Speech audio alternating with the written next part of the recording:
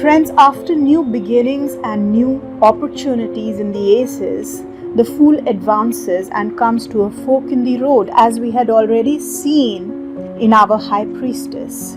Now is the time where you have choices and you have to make decisions. In the ones there was one new opportunity, but in the twos there can be several new opportunities, or there could be the decision that whether or not to accept the opportunity presented by the aces. So twos is all about decisions. Twos is also about choices and opposites. The Two of Wands shows that we will be taking a good decision, choosing one of the two or more options.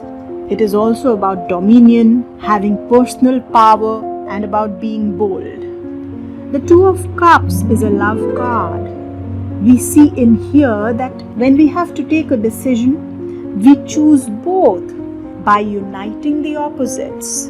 Where in the Two of Wands we had chosen one, in the Two of Cups we choose both by uniting them, by merging them into one. This is the card of love and passion. This is also the card of soulmate connection and of attraction.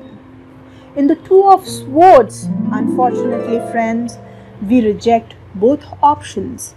It is a card of being cold-hearted and not wanting to see. It is about avoiding the truth. It is also about blocking out emotions. It's like rejection. You've closed yourself and you're rejecting everything around you. In the Two of Pentacles, as in the Two of Cups, you are either choosing both or you're putting on hold making the decision. The Two of Pentacles shows delayed decisions or juggling between the two options without merging both the options.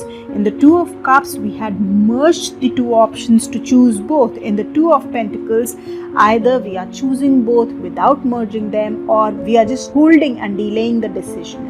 This card also represents having fun and juggling.